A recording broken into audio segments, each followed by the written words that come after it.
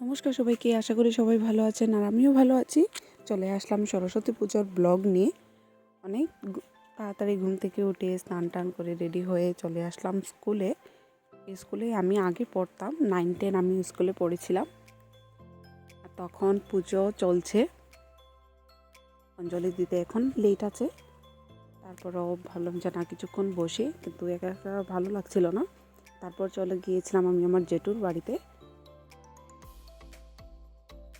গিয়ে এখান থেকে কিছুক্ষণ বসে তারপর নিয়ে চলে আসলাম আমার বোনকে, কারণ একা তো কোনো জায়গাতেই ভালো লাগে না, আর আমার সাথে কেউ ছিল না তাই। আর ওই যে পাশে আরেকটা পুজো হচ্ছে এক মাঠেই। তারপর অঞ্জলি নেওয়া শুরু হয়ে গিয়েছিল কিছুক্ষণ পরে। আট অঞ্জলি শেষ করে আমি মাঠের ওই পাশের পুজো দেখতে গিয়েছিলাম। এটা এখানে যারা টিউশন করে তাদের পুজো আর কি। তখনও ওদের পুজো শুরু হয়নি, আর আমাদের স্কুলের অঞ্জলি দেওয়া শেষ হয়ে গিয়েছিল।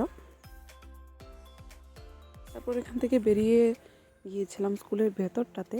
অনেক দিন হলো স্কুলের ভেতরটা দেখি না। এই তো স্কুলে অনেক স্মৃতি জড়িয়ে আছে।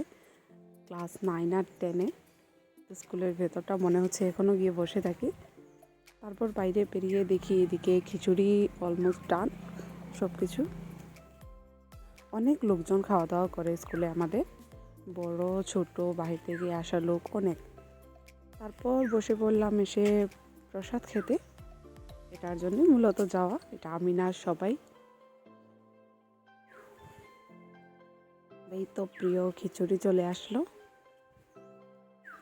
এটা প্রতিবারেরই একই নিয়ম, অঞ্জলি দিয়ে মাঠে বসে খিচুড়ি খাওয়া। তারপর আরও কিছুক্ষণ আমরা বসেছিলাম স্কুলে।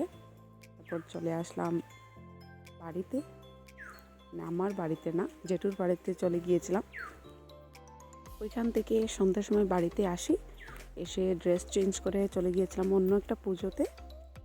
এখানের পুজো শেষ করে আমি আর আমার সর্দিভাই গিয়েছিলাম সর্দিভাইয়ের বাড়িতে, কারণ ওই দিন আর আমি বাড়িতে ফিরিনি, ওদের বাড়িতেই আমি থাকবো।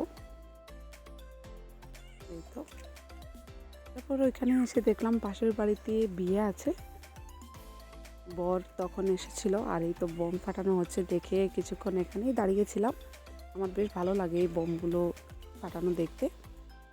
তাহলে ব্লগটা আজ এখানেই শেষ করছি। কেমন লাগলো জানাবেন, ভালো লেগে থাকলে লাইক কমেন্ট শেয়ার করে দেবেন। আমার পেজটি ফলো করতে ভুলবেন না। আবারও দেখা হবে নতুন কোনো ভিডিওতে, ততক্ষণের জন্য সবাইকে টাটা বাই।